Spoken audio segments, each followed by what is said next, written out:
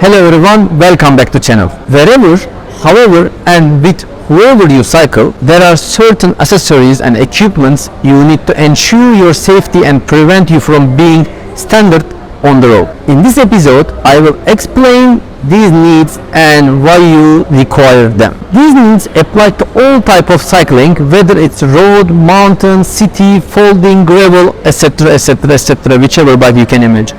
Let's start with safety equipment because these are the ABC of cycling. Helmet. No matter what, you should never ride without a helmet. Although bicycle helmets may not appear to be very protective in terms of their structure and how they look, they will protect you from many severe head injuries in the event of an accident. Remember that you can fall off your bike even when getting off it and at a high speed or somewhere else. Accidents can happen from any direction at any time. Cycling glasses. Bicycle is a vehicle that moves at a certain speed.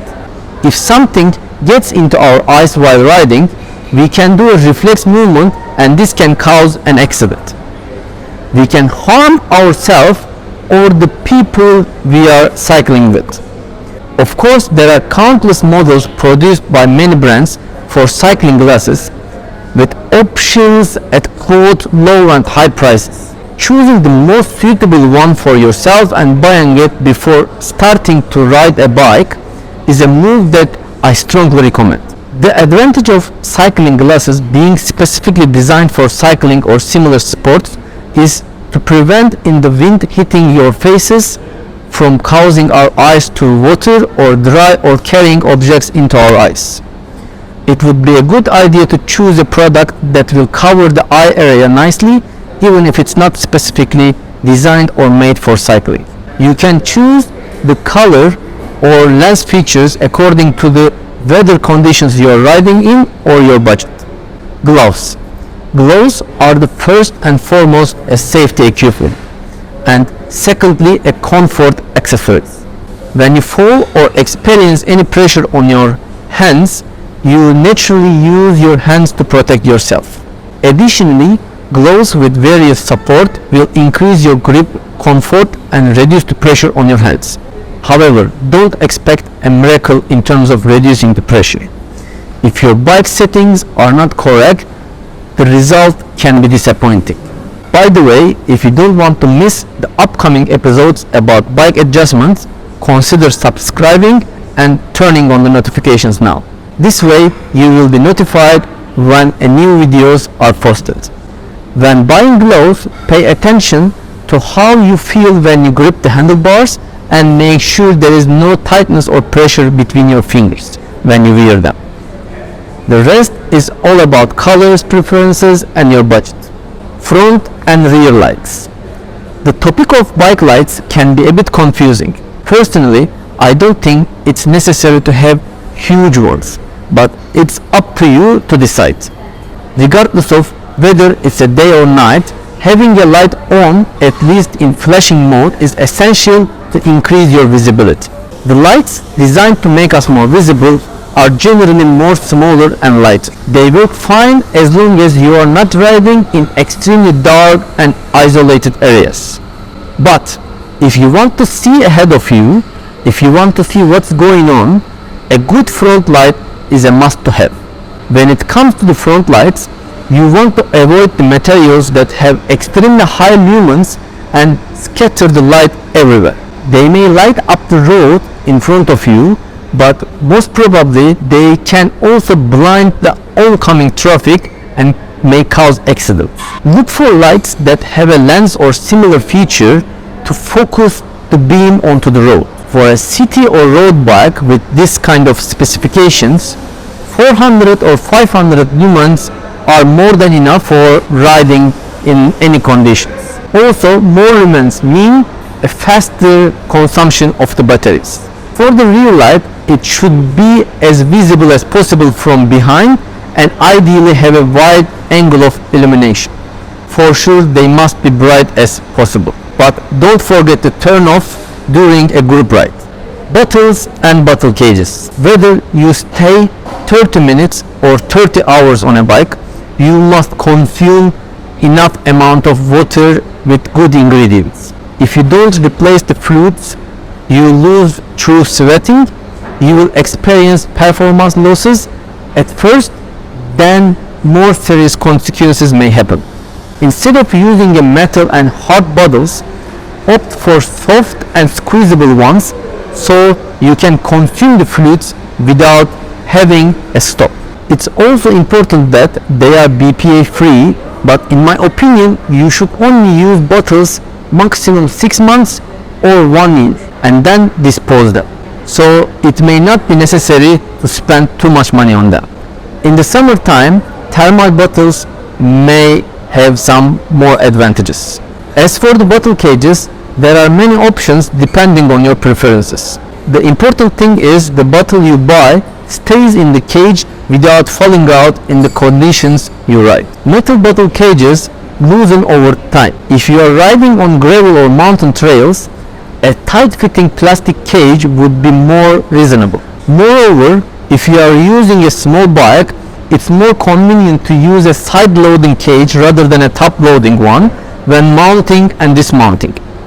This is especially advantageous for mountain bikes, especially for suspension mountain bikes. So far, we mostly talked about the safety-focused needs, which are the ABCs of the bike equipments that you need to acquire them when starting out. From now on, the following items are more optional, but they can save lives and make your rides more enjoyable. Saddlebag, inner tube, tire level and multi-tools.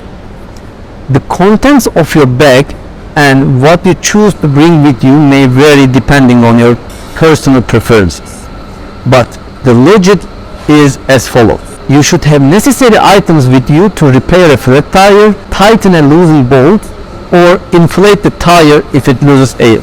Like me, you don't like the large bags on your bike. You can carry a small spare tire, self-adhesive patches, a little pump or a carbon dioxide cartridge, and a tire lever or two. Or you could opt for an inner tube with a glueless patch, a larger Allen wrench, and a bigger pump if you don't mind to carry a bigger bag. Don't say, I cannot fix it, I will just take a taxi. There might be places where you cannot find a taxi or they may not be available. So you could learn on the spot or someone else could help you if you can't fix yourself. Bicycle clothing, bib shorts and jersey. Don't say, I don't want to wear tights and shorts and jerseys from now on. If you are a city rider, there are types that can be worn inside the shorts like a liner. Trust me, it will greatly enhance your riding experience. Also, if you don't have a bike that is ridden very upright and slowly, don't buy a gel saddle cover or something similar.